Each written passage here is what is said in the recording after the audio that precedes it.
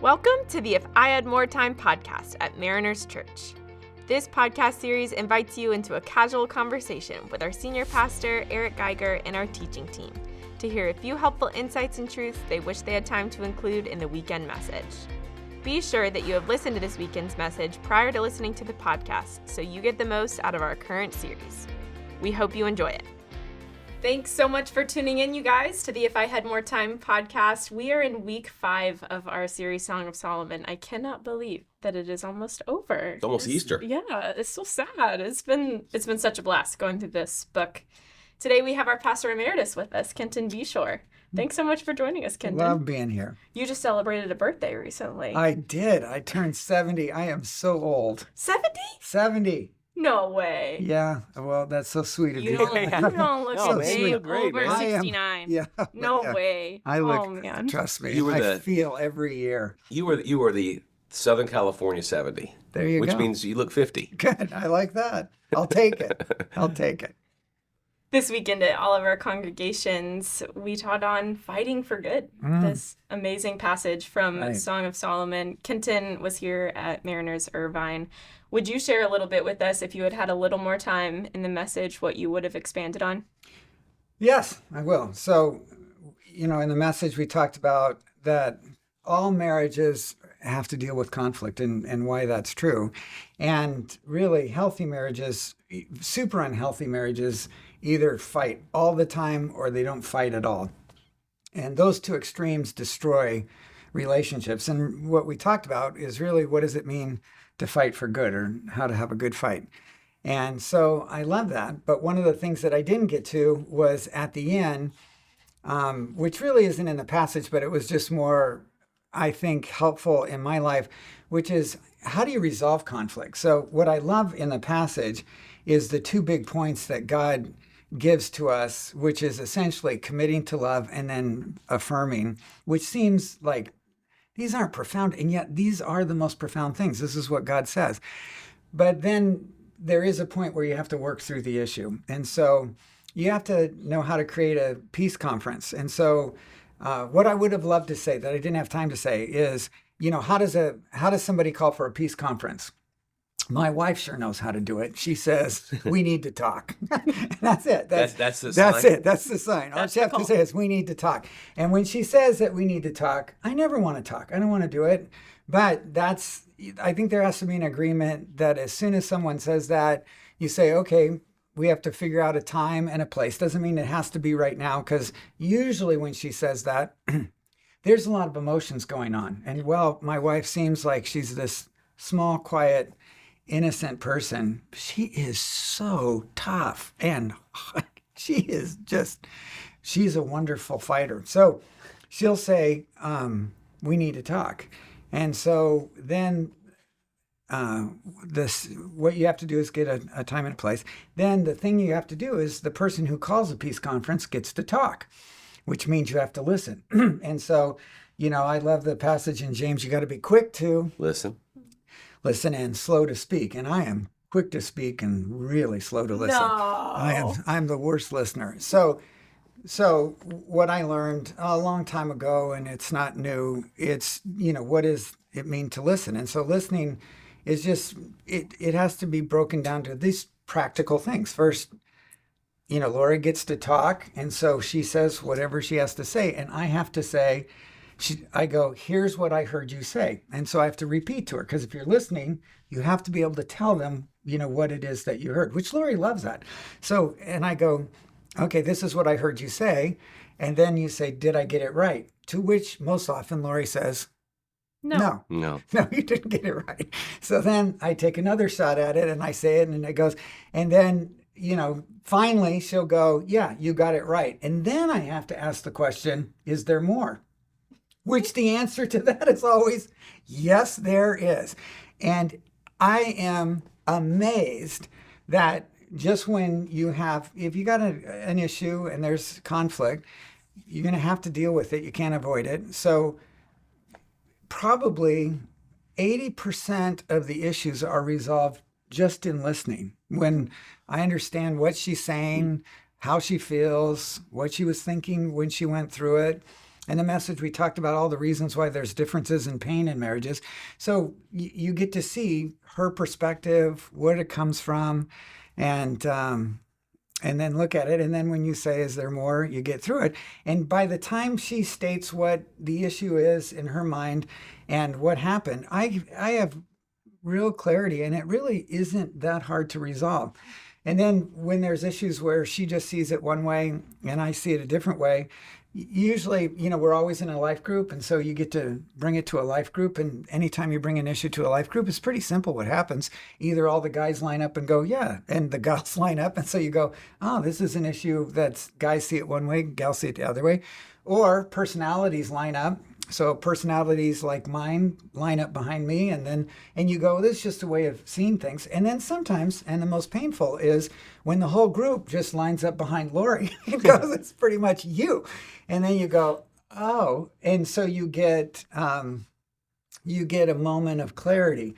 And so people who don't have a life group, they have to pay and go to a counselor and handle it that way. On the times that you've brought a struggle or a conflict to your life group, did you know going into the life group, or did the life group know that was going to happen, or was this just in the normal rhythm of the meeting? No, we did it. No, and I think especially as young couples, it was just a fun dynamic. We used to all the time I used to, if I was leading a group, hey, what are the issues you're dealing with? So you just create it because it's so rewarding, because and to answer your question, everyone goes into it thinking they're right. So nobody presents an issue thinking, my wife might be right, but they're thinking, I so much have this. Everyone's lining up. I'm eager to share. That's right. And it's such a powerful moment because each side is sharing their, perspective with great passion and energy and conviction. And you just sounds see like a courtroom. It does. But it's the way God's, it's the way we're supposed to function together. Mm-hmm. And it is just a crack up to watch how people line up, and you just get a moment of clarity. And that's the beauty of the church. And so we always had that. So we had a great part of that. But even now I'm learning, because Eric gave us a book to read, a bunch of leaders, a book on humility. And it's a classic by Murray. And so we were talking about the different lessons that we learned, because it really is it's just kind of a rich book, and it takes just the one idea of humility. And when I read it, one of the things that I realized is, and I shared this with the group when we met with Eric, I'm right a lot. People get annoyed. And in my life, even as a pastor and in working with the staff, I am right a lot. And it's annoying to people because, I'd have a perspective and I'd listen, but there are a lot of times you got to figure out where to go, and I'm right a lot. And the problem is, when I listen to Lori, I start with that mindset. And I think, I'm right a lot. And so she's talking, and even while I'm listening, she's stating what she is. And I'm thinking, okay, she's saying that, but I'm probably right. And, which automatically means she's wrong. And so one is, it's not humble, and it really isn't listening. And one of the things that I was reminded of by reading that book, and I'm doing a better job, and it's sad to say that it's like 70 years old and it finally is sinking in. It's like, but on the other side, I'm 70 and I'm still learning, is that now when I talk to Lori and she says, we need to talk, and then I say, here's what I hear you say. In my mind, I'm constantly saying this now. I'm wrong a lot. I mean, statistics should say I'm wrong a lot. I'm wrong about a lot of things. The ways I thought about things, the way I thought about getting old, I'm just wrong a lot. I'm probably wrong here. I should, so what is she saying? And when just that discipline in my mind of saying, I'm wrong a lot, it just turns the conversation around, and I hear things from her that I just don't think I would have heard any other way. And so it puts me in a humble position. That's Jesus's position. He humbled himself. He was God, and yet he became human, and he became like us to be with us. And so to connect, to be understood, to be in relationship requires humility. And I feel like so I love that book you gave us. I'm curious, how did Lori respond the first time you said, I'm wrong a lot? She loved it. She said, finally. Finally, after 47 years of marriage, finally you got it. No, she loves that. But I am. And it conflict, that's not everything. But if you want to know how to manage conflict, have a peace conference, easy. Person says, hey, we need to talk. Then they get to go first. And you say, here's what I heard you say. Did I get it right? Is there anything more? That is the most simple discipline.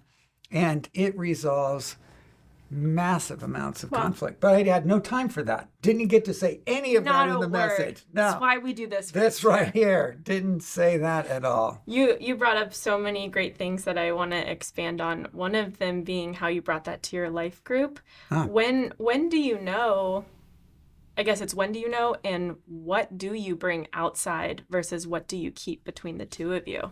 Yeah, I think that's a wise question, Liz, because unless there's a lot of trust in that group, by sharing, if you share too much or inappropriately, it could actually cause the spouse to feel,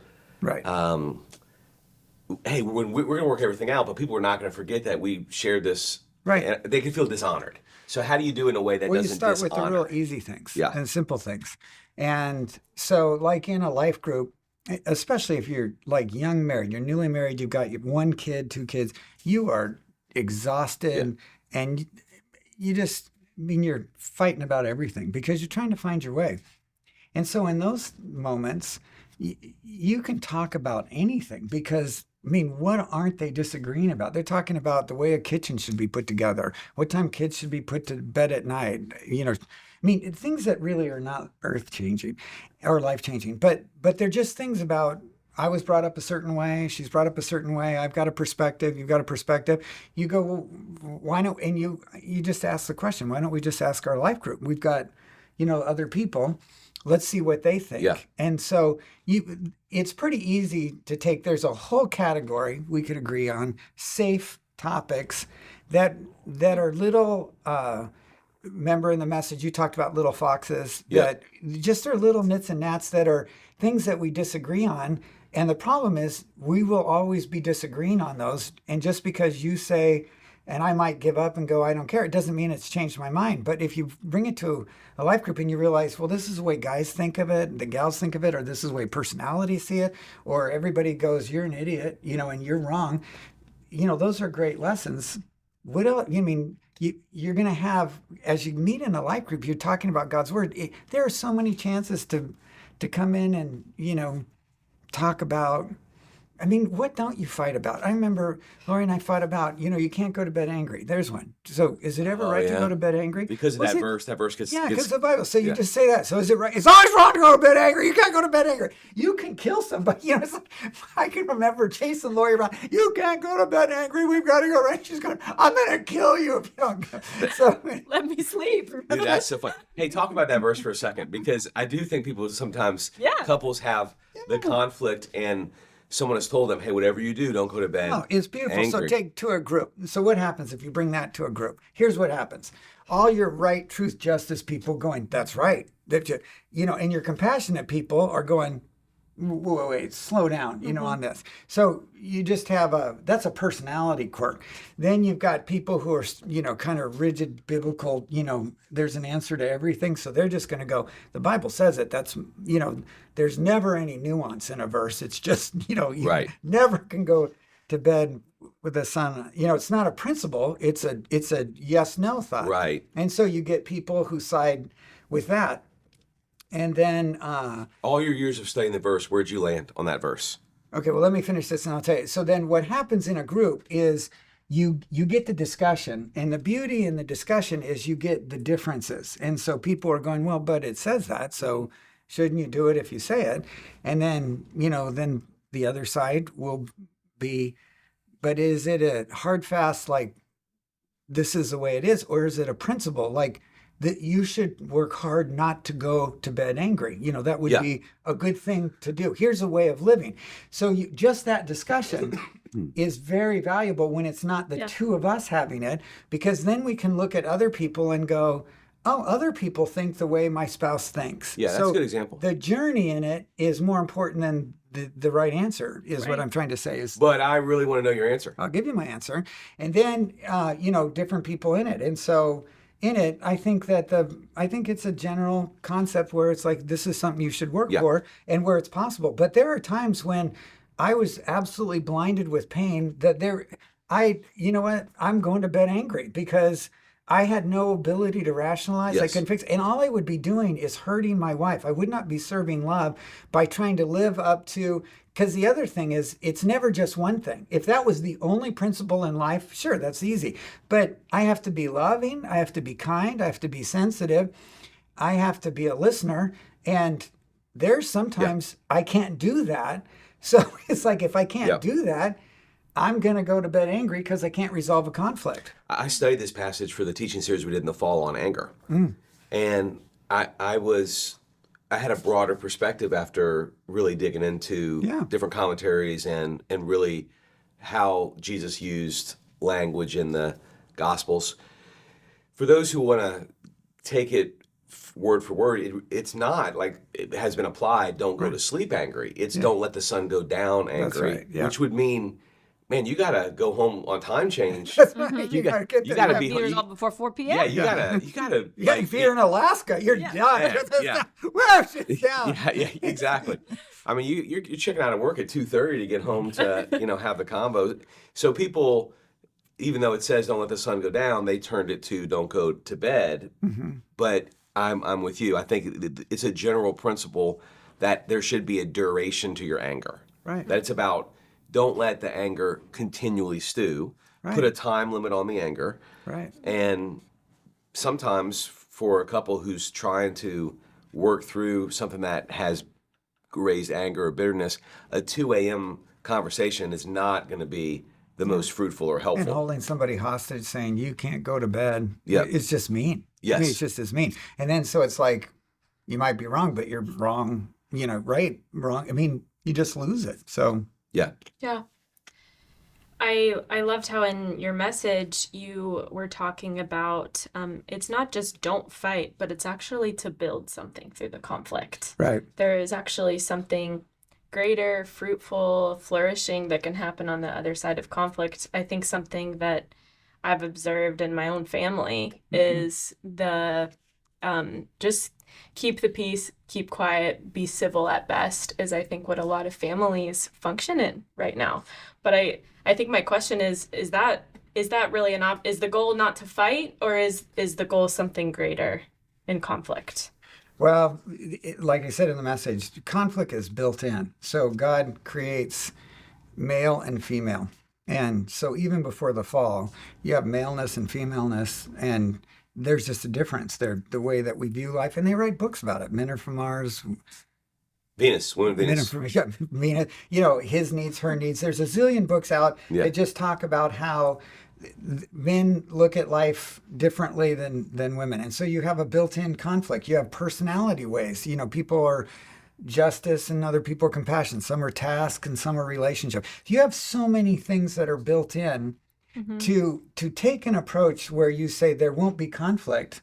Now, and then as a Christian, we go, not only is it built in, God built it in, he designed it with just creating a male and a female and then all personalities. Then we spun it and supercharged it with sin when we went our own way. So you come into it and there's conflict designed in. Well, what's the benefit? Well, God wants us to be loving people, and we're selfish and self-centered by nature. So you have to, to become loving, you've got to work against selfishness. So love is patient. Well, that means I've got to look at it a different way. I've got to see it from a different person's perspective. So God gives me somebody who has a different perspective, a different personality, a different way of looking at things, so that I can learn patience. I can learn kindness. I can learn to not have my own way. I can learn to not compete. These are all the things out of 1 Corinthians 13. So I have to learn it. So conflict is built in. So when a person says, oh, I want a conflict-free relationship, they're saying, I don't want what God designed, and I don't want to be loving.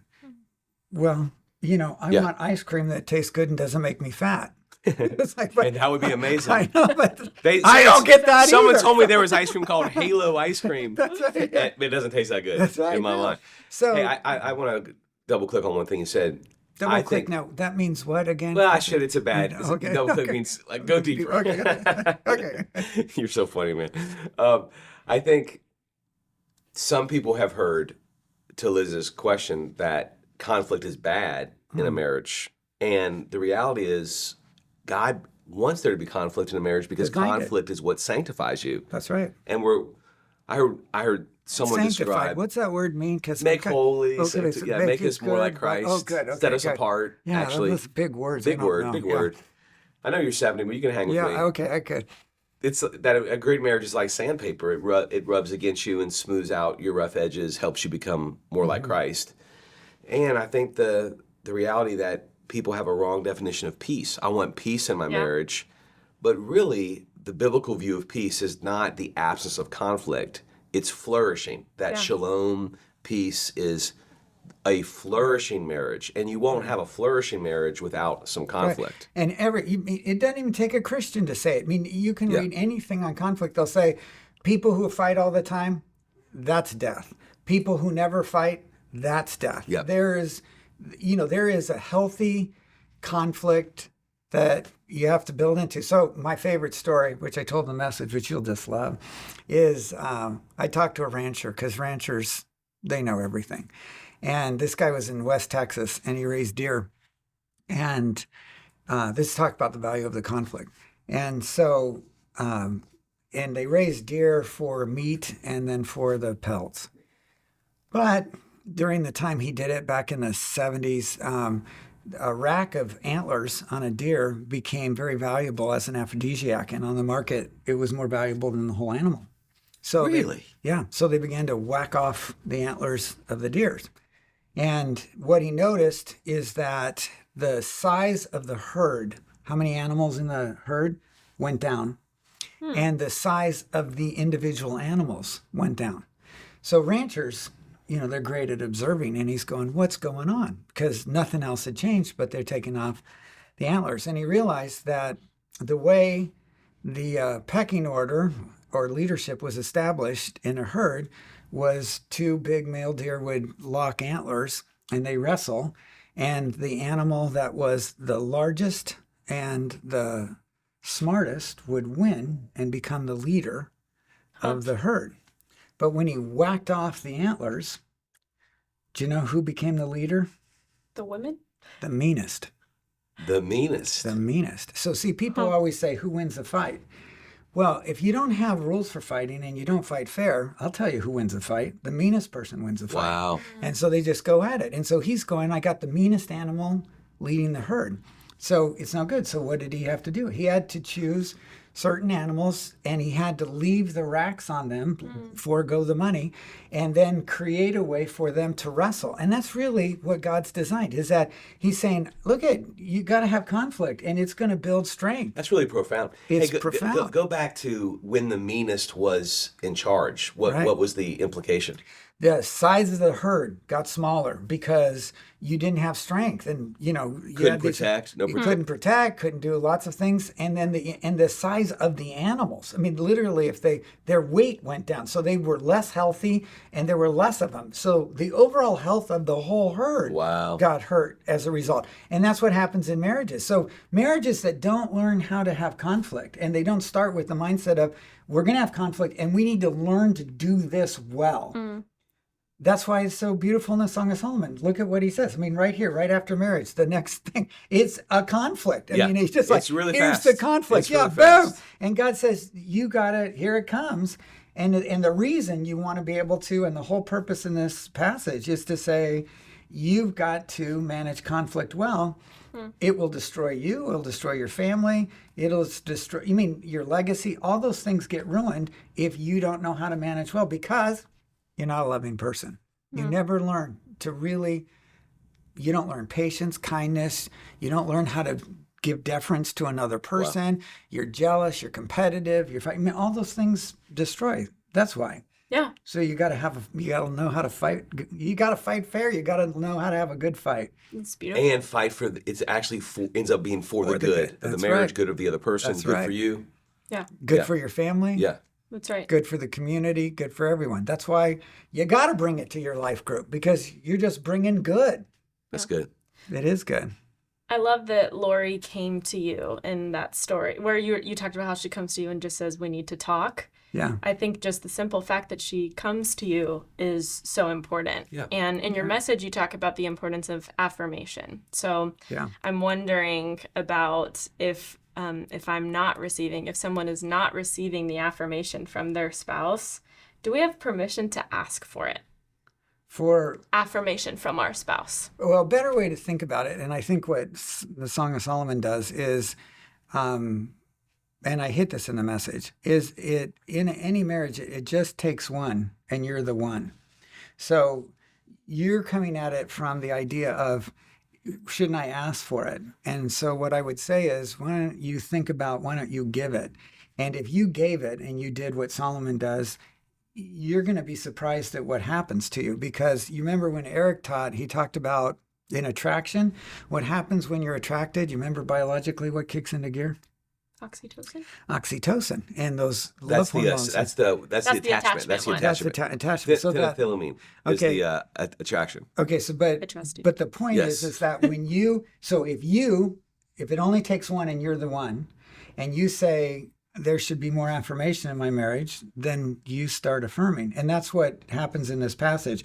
I mean, the bulk of this passage is she affirms him and he affirms her. And what happens in affirmation? Two things. One is you're shifting your perspective. I'm choosing to see the things that I love about my spouse, what is positive and what is good and what is right. And it's written down. So it isn't just off the top of my head. What God's modeling is, both the man and the woman have taken the time to write down the things that they affirm, and they've actually put it in poetry. But more importantly, it's a list, and they've got the list of the things that are there. And so what it does is it lets go of my focus on the negative, it lets go of me fixing, it lets go of what I don't like, but I'm now focusing on the things that I love about that person. So it changes my perspective. But the second thing that it does is it changes what's going on in my brain. It literally changes my brain chemistry, because when you do that oxytocin that goes into your brain, it creates all sorts of good things, which I talked about in the message. The hormone, it creates attraction, it creates good feelings, it makes you more trustworthy, more honest, it makes you more attractive. It makes your spouse more attractive to you. So you want to be around him, which only releases more. So literally, God's designed our bodies so that when I choose to focus on the positive, God's like going, yay. That's and great. He's dumping in brain chemistry to go, yeah. That's great, and man. So you get both things happening. So you go, that's there. So it only takes one, and you're the one. So That's if great. there's not affirmation, you start. That's awesome. That's really a helpful principle. It is. Instead of it only takes one, I'm going to wait for my spouse to be the one. That's right. It only takes one. I'm going to decide to be the one. That's right. Really and it makes me responsible, and I don't have to wait, and I'm not a victim. Because the worst thing that happens in fighting is somebody sees themselves as a victim. Yeah. And once you become a victim, then you can excuse and rationalize all sorts of really negative behaviors. So that's not working. Yeah. If there is someone in our church that's heard the message this weekend, hearing this conversation right now, and is going, this is not how I've done it. My marriage or my friendships, my relationships, conflict has not looked like this. Right. Are they too far gone? Oh, no. Because I think that... I just got to read the book Ken read when he was 70. Yeah, that's right. You could read... No, I think that there are some things that can be switched like that. And one of the things that I think can literally switch in a person's brain is when I think that conflict's bad, and I think that conflict's going to hurt me, and I just pull away from it, if I can just get to the place of saying what sin does is it isolates. Sin desocializes me. It makes me pull away. And so when you have that mindset, you're basically you have forever surrendered to sin. So you go, you can't do that. And so one of the most empowering statements that you can make is you got to look at somebody and say, I can live with your emotion. I can live with your disappointment. I can live with your frustration. I am not afraid of conflict, because conflict is the only road of hope. I've tried the road of, running and hiding, desocializing, and sin, being a victim and forever being lost and isolated. And it is a spiral down that is inspired by hell, and Satan is applauding. So it's easy to go, okay, that sure doesn't work. I mean, you don't have to prove 10 more times that it's not going to work when it hasn't worked, and it will never work. Yeah. And so now you just have to move it at someone and say, I'm here and I can live with, it's very empowering when you say, I can live with your emotion. I can live with your disappointment. I can live with your frustration. That's not going to chase me away. Yeah. So let's talk. But if anger and frustration or hurt or pain is going to chase you away, you're not going to stay in the conflict. It's just run away. So you go. So that, that one you just have to turn on a dime. Now, the good news is you're not by yourself. Jesus absolutely is going to be there to help you. I mean, he is the great conflict manager. We had the ultimate conflict with God. That's right. And he came, resolved it so that we could be people who aren't afraid of conflict. Yeah. We don't have to be afraid of it. Yeah. It's so amazing because throughout this series, I think a theme that I've seen has been on the topic of love and relationships, sex. So much of it, we've made the problem in culture is about the other person or about them not being the right person, or it's the conflicts problem or something. But really the theme in all of these messages has been, it's me. That's right. It's my responsibility. Yes, right. It's on me to manage, to seek Jesus, to care seek about my that own other character. person. Yes, exactly. Mm-hmm. So I love it. I was not expecting that, but what a convicting few messages we've had. And empowering. Yes. Because if it's me, Jesus is working on me and I can join him in that. I don't have to worry about what everybody else is doing. I can move forward. Yeah, that's right. That's right. Right. I think that conflict is probably second to sex in the most uncomfortable conversation that we'll have at church this year. So, and we do those back to back? Exactly. Right. We just decided to hit everybody all at once That's for right. this. So, That's good. Well, Good thanks job. so much for what you brought to our church this weekend. Sure. Thanks, KB. Thanks for doing this, man. Absolutely. Thank you guys for listening to the If I Had More Time podcast. Thanks for joining us today on the If I Had More Time podcast hosted by Mariners Church. We hope to see you next weekend at any of our congregations across Southern California or online. To view our service times at each congregation, be sure to check out our website at marinerschurch.org.